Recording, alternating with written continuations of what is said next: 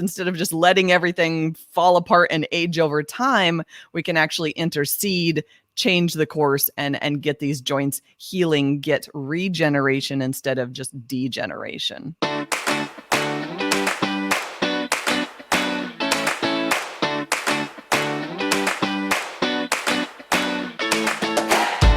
Hey there, and welcome to the Evolving Ageless podcast. I am your host, Michelle Dreilich, and as you know, I am on a mission to change the way women age, right? And so each week I'm joined by experts in their field, and they're sharing the latest and greatest of what is working in their clinical practices, in their nutrition practices, in their physical therapy businesses. And we're learning all about how we can actually live ageless. All right, so I've shared before that I've ended 2020 with this journaling exercise. I got it in my mind, like I knew we were going into 2021 and not a whole lot is feeling like it's changing, right? So I wanted to kind of create my own closure on 2020. So I sat down and I encourage everyone to do it. I just kind of sat down and just let my brain dump onto the page. And I wanted to focus on the positive because going into 2021, again, it's not changing a whole lot. So I want to carry that positive and that positivity with me into 2021. So I found some silver linings, right? There's so much focus on the negative. I just wanted to focus on the positive. And so one of the silver linings for me was the expansion of my home gym, right? If you're like me, most people that I know are working from home or they've altered their working arrangements significantly. For people that used to travel a lot, we're not traveling like we used to, almost not at all. And I really wanted to get my workouts more productive, especially because I couldn't go to a gym. And so I've got 2 teenagers in my house. We're all anchored closer to home. I've always had, the basics, the free weights, 8s and 5s, 8s, 10s, 12s, and 15s. And I've had a yoga mat to do my yoga, but I added a Peloton. And I added a weight bar because you've probably heard from many guests on Evolving Ageless that lifting heavy weight is the way to go for women as we age, right? It's all about maintaining and building muscle as we age. And that is a key player in tipping the scale in our favor, right? Not the literal scale, not getting on the scale and worrying about that number going down anymore. We're done with that. As we start aging, we want to focus on our strength and our muscle mass. So we know that lifting heavy weights has a huge impact on that. And I know that it feels counterintuitive, but there are plenty of podcasts with guests that are talking about this with us. So I would love for you to go back and check those out as well. But my guest today is Dr. Angela Cortal. So Dr. Cortal has been on the podcast before, and she's really made it her mission to help change the way women age with a really clinical focus on joint health and maintaining joints and restoring joint health. I want to hold that there for a second. Let's stick a pin in it because restoring joint health is possible. And so I think that's amazing. And I can't wait to get into it with her. So I'm just going to click on a little button here and let Dr. Cortal into our talk. It's so good to see you, Dr. Cortal. Yes, thank you. It's great to be here again. Awesome.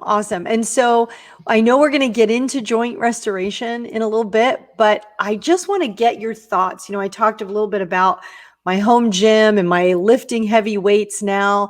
And, women, I think we talk about this a lot. Women think of aging as wrinkles, sagging skin, maybe crepey neck. And we lose sight of the fact that the aging process starts as we start losing muscle, because that's when our collagen starts breaking down. And that's how that weakness in our bodies set the stage for future challenges, including things like joint pain. So I want to take a step back and I want to hear what's going on with you. What are you seeing in your practice? 2020 threw us quite a loop. Yeah. So, like so many out there, I've been working from home more. Most of my patients have been working from home, a lot of them entirely for the first time ever. access to gyms, fitness centers, dance studios has been, well, we don't really know what's open and what's not open week by week and month by month. So that's meant that a lot of people are home a heck of a lot more than they ever have been before. And that has been necessitating, if we want to maintain our function, strength, health, joint health included, that we've often had to change the game, change what we're doing. And I've had some patients adapt to that really easily. Maybe their gym had online classes that they could continue with, or some finding a different trainer to work with, or an online class. There's membership. There's tons of different options out there. Gyms are closed, right? In most states. I live in Florida. They're actually open, but I can't say that I feel really comfortable going into a gym right now. And I think that's pretty common for people. But also I've heard women talk about being concerned about lifting heavy weights. So let's talk about that. I know I've talked about it on previous podcasts, but if you missed it, let's dive in again. What does that mean and why? Let's just start with that concern is entirely unfounded.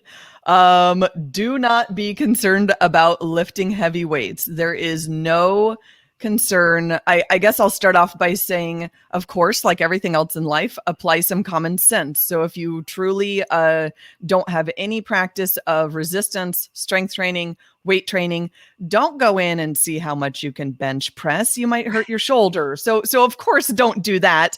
But that being said, working often when you're getting into the like weighted types of exercise, so you're not just doing your body weight, it's beyond planks and body weight squats. When you're actually adding in heavier weights, I would say, roughly, depending on the body part you're working out, if it's more than 15, 25, 35 pounds. If you're going upwards from there, work with somebody. All of our bodies are different, move differently.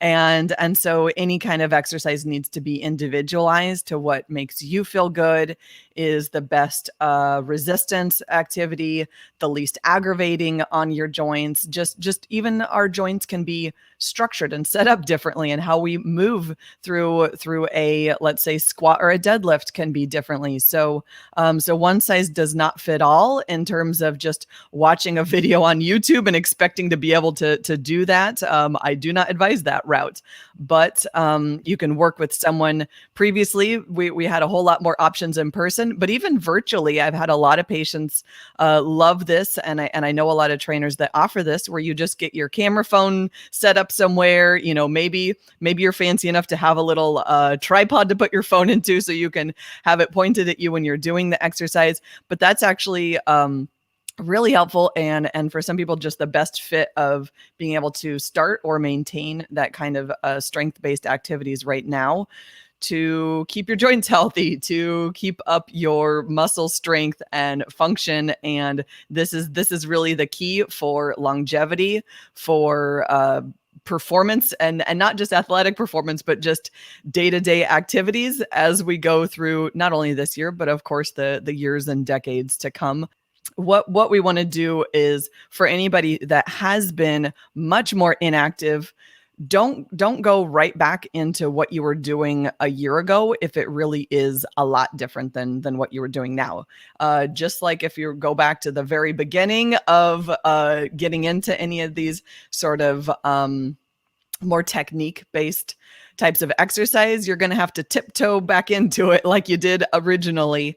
So I've seen that also with some of my patients, where they're just kind of like, okay, I'm fed up, and I see that not only am I losing my muscle definition, but now opening jars is harder, lifting up my big heavy pet or child is harder. Like, they're seeing actual, what we would say is like functional losses in their day-to-day life. And so just have a lot of kindness and understanding. It is a weird, and for many people, pretty stressful time. So don't add to that with sort of self-judgment right now. Just have a lot of compassion and gratitude for where you are and what you can do, while you're trying to make a plan to help yourself just really live and function well right now.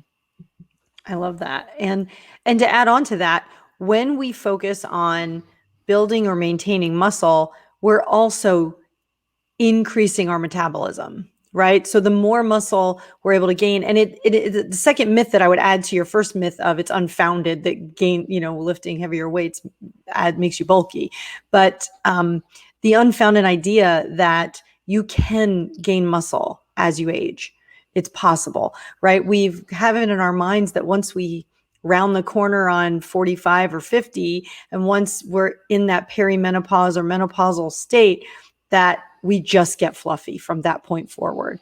And so it's possible. I love your other point that you make, right? Which is, when we say lifting heavy, it's lifting heavy for you. And if that's 5 pounds, that's 5 pounds, right? It's whatever's challenging you without injuring you. So definitely, and finding a program or a person that you can work with, a trainer that you can work with, or virtual experts. We have a program, Ageless Transformations, that actually walks you through those exercises and actually gives you a unique workout every day for 60 days and teaches you form. So that's a possibility, but there are just so many avenues out there and opportunities.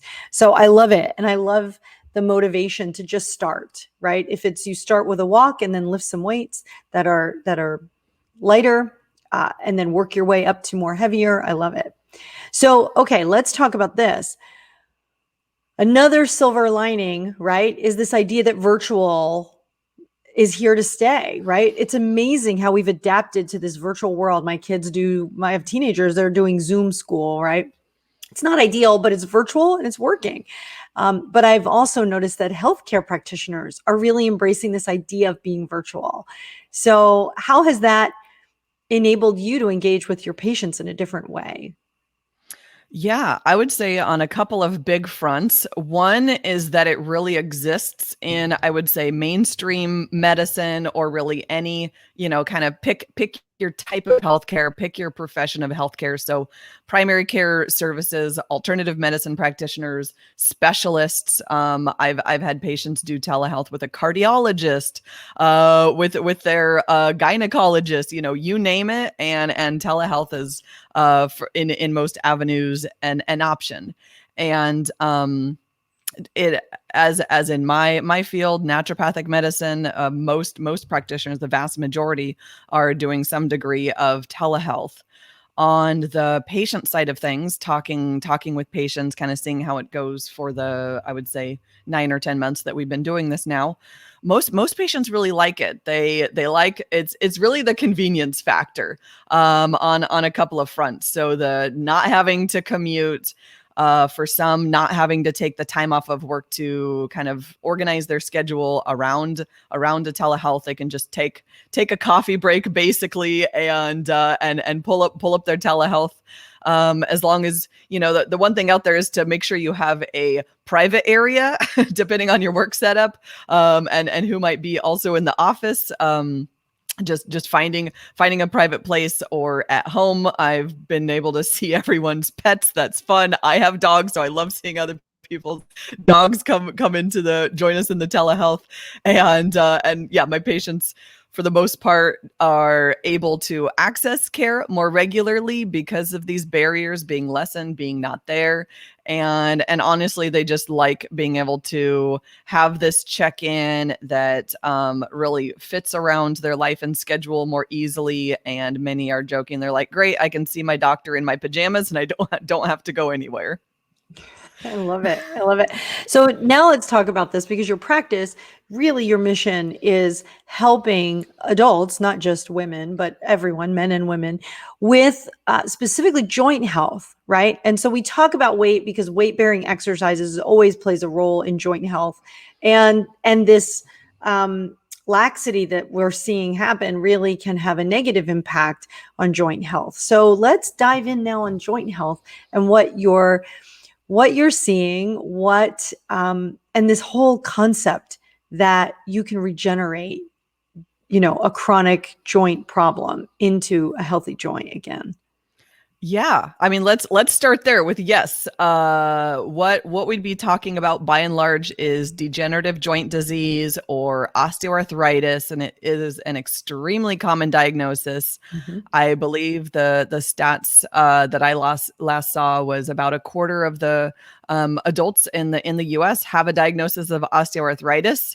But just talking around people in their 40s, 50s, 60s plus, you'd probably say that more than a quarter of those people you talk to complain about some bum joint, some their back hurting, something like that, just chronic, lingering, ongoing, and that my view is the typical standard route is often just managing the perception of the pain versus if you come at it from the perspective of there's actual reasons, triggers, factors for the creation and the worsening of that joint pain, then we can actually address those upstream.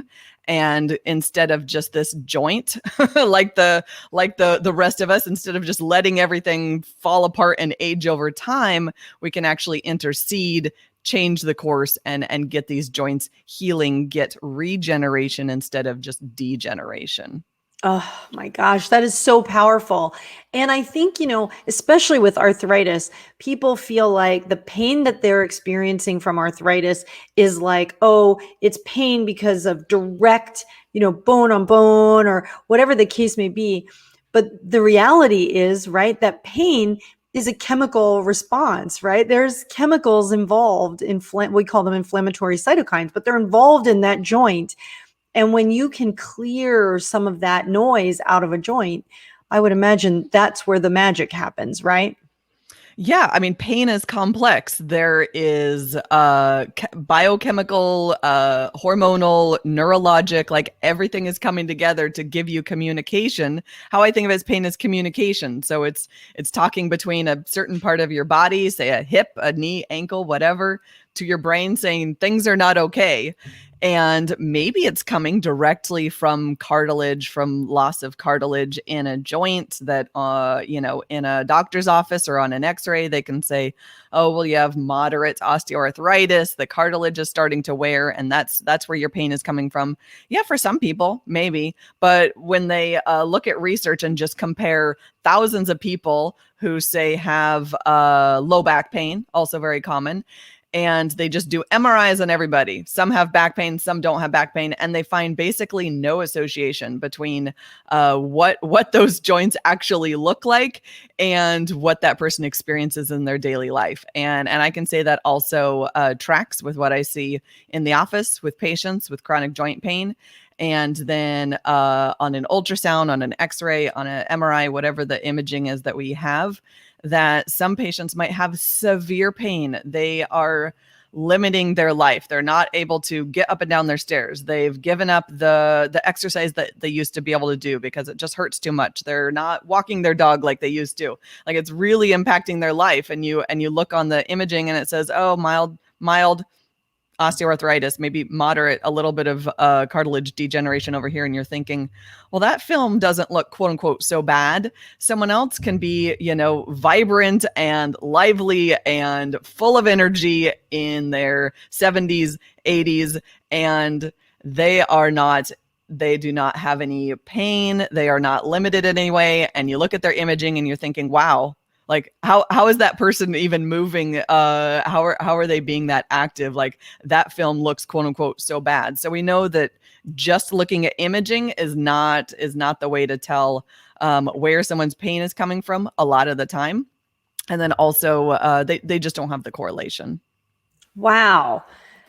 So that's like mind blowing for a second, right? If we take a second and really think about that. So people that have, significant joint pain, and the only way we've ever in medicine have been able to assess that is by looking at it, right, with an x-ray or a MRI or something, and making the conclusion that that joint looks, well, a little bit challenging, which if you probably x-rayed or MRI'd everyone, 100 people, you'd probably have 99 of those people, if they're over 30, that have something there. So in a sense, the pain, while it can be correlated to what you're seeing, very often it may not. And so that's encouraging news to me, because what that tells me is there's a root cause there, and the root cause is not mechanical, right? Because if it's mechanical, then that's a challenge, because that's the joint and the cartilage, and but other than that, there's something else that's causing that pain in that location, right? Yeah. And I would also say that the major assumption that we're making is that that person has had a very good comprehensive physical exam, which sometimes is lacking, sometimes isn't there. A lot of my patients have gone to, some larger medical system, and they say I've knee pain and it's been here for 5 years and it's getting worse. And they say, okay, here's your ibuprofen, and referring to the physical therapy, which is great if they need some strengthening and range of motion. But that initial office visit often doesn't even include a physical exam. I've had so many patients say, like, you're the fifth or seventh doctor who's seen me for this, and no one's actually put their hands on that shoulder, on that hip, on that knee. And so that's obviously a major piece that has to happen. And then also, yes, there's so many different types of, we'd say, systemic or body-wide influences, from nutritional to hormonal to inflammatory, that can be going on. And if they are going on, again, this is just individualized, each person is different, then those can also have major factors. I almost think of it like a teeter-totter between degeneration and regeneration. So if a lot of things are weighing down that degeneration side, then that's the direction that those joints are going to go, versus correcting that, balancing it, trying to boost up that regeneration as much as possible. We're trying to really lift up that side of the teeter-totter. Then we can make major, sustainable, like long-term lasting positive effects for joints. Yeah. Wow. So get that, right? Like, what you're saying is, if you have joint pain, and what is the statistic on how many people are walking around with joint pain? Just joint pain. Generally, I'd say the majority of The majority adults. of adults, right? Yeah. And so if we look at, and we know back pain, those numbers are staggering. If you look at people, even in my social circle, like, oh, I've got a bum knee, right? Or, oh, I've got a bum hip. And so when we look at that, we often think, I've got to work around this for life, right? And that's really, and we see results of people working around an injury for a very long time, where they start to get pain in other places, right? Because their body is overcompensating for this one space.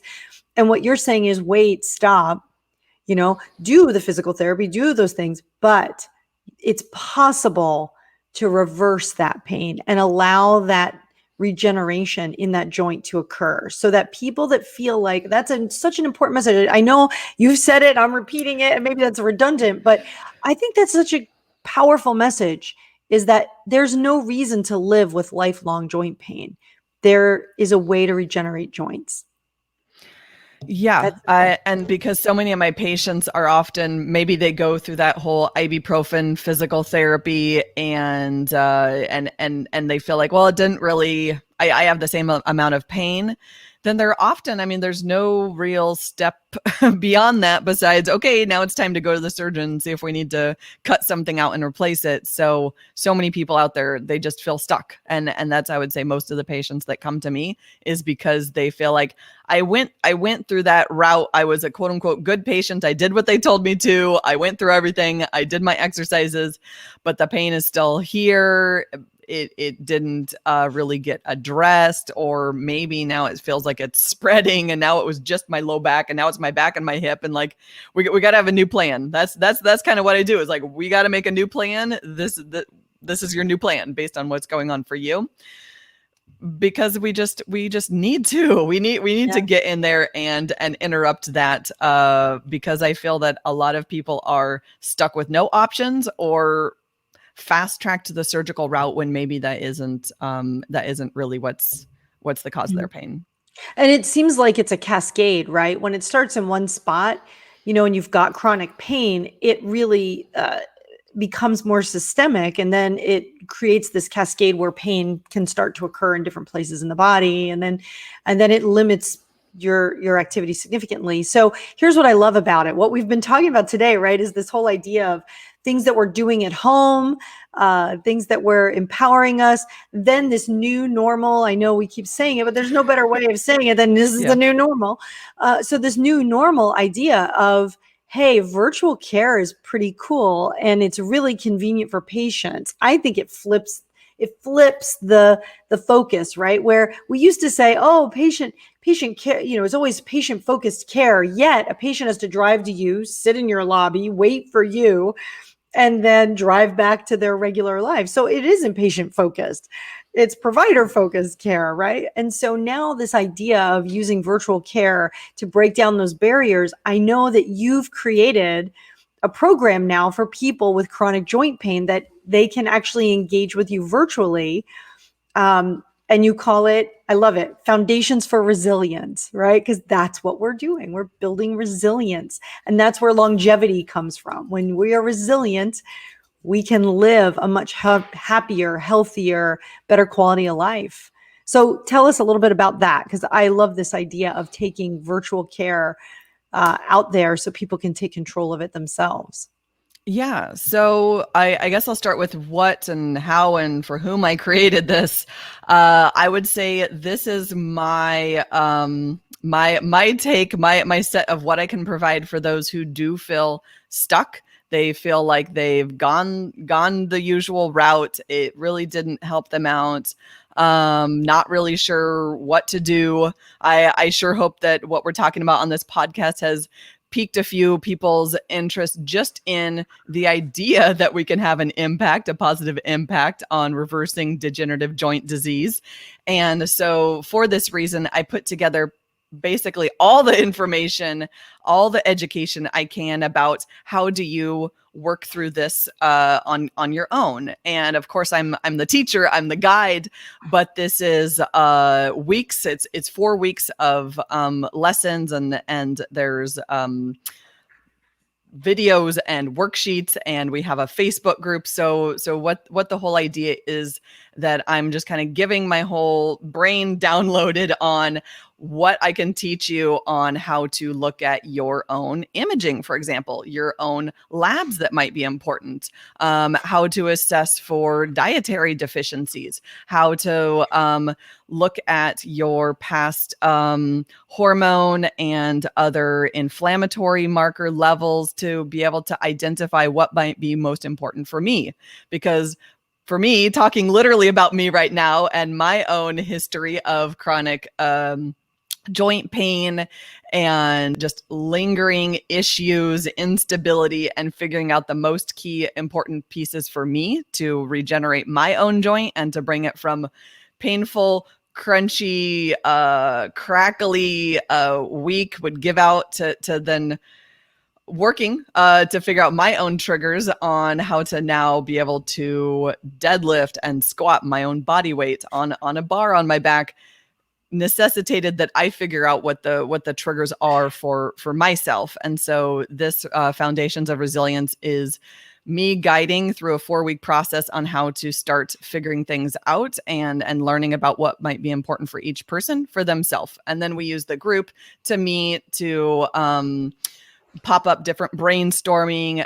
What do you think about this? And how do we problem solve about that? And where might I go if this is relevant? So that's kind of where we get together and put our brains together through just chatting and videos to work through this whole process together. Oh, I love that. And I love the sense of, I mean, when people have suffered with a condition, right, and they have a sense of community and they create a community around it, that's where real healing happens, right? Because it's not just, oh, I've figured it out or I've worked through it and here are my triggers and here's what's worked for me. But being able to share that in a group and motivate people to keep going, because sometimes some of the changes that you need to make are not easy to make, lifestyle, exercise, what you're eating, things like that. So it's always great, I think, to have a sense of community. And I think the other thing that's really powerful about what you've done is, like you said, you made a comment, which a patient might come in and say, you're the 7th practitioner that I've talked to about my joint pain.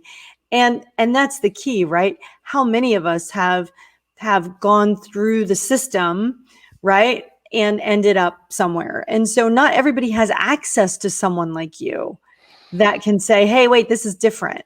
You can actually regenerate this joint. So I think now it's like taking Dr. Cortal and making her available around the country. So I think if you or anyone you love has suffered with that bum knee or that low back pain or any kind of joint pain that has changed the way you live, right? And it's made a significant impact on your life. The best news ever is that it can regenerate. And I think I love the idea that you've taken this opportunity in our new normal to make that learning and those changes available to people wherever they are. So if you are one of those people or you know someone, share this podcast and find your way to our show notes where we'll have a link for you to learn more about the Foundations for Resilience program from Dr. Cortal. And I can't thank you enough for coming in today. It's so wonderful to connect with you again, see how you've been doing through 2020. You know, we did our first podcast quite a while ago. So Yes. it's wonderful. And you're at it and lifting a bar with your own body weight on it is certainly something to strive for. Thank you so much. Well, thank you. Thank you. This was so much fun. Thank you for having me. You bet. And so if you are someone that needs to share this information, I really encourage you to do it. This is one more piece, right, in our puzzle of cracking the code on living ageless. If you're living with some kind of chronic pain in your life that you haven't been able to resolve, there's hope. And I think that's such a great message. And it definitely has an impact on the way you can live ageless. So for now, thank you for joining, and I will see you same time next week with more experts, more information, and really just a way for all of us to change the way we age for the better. I look forward to seeing you. Bye for now.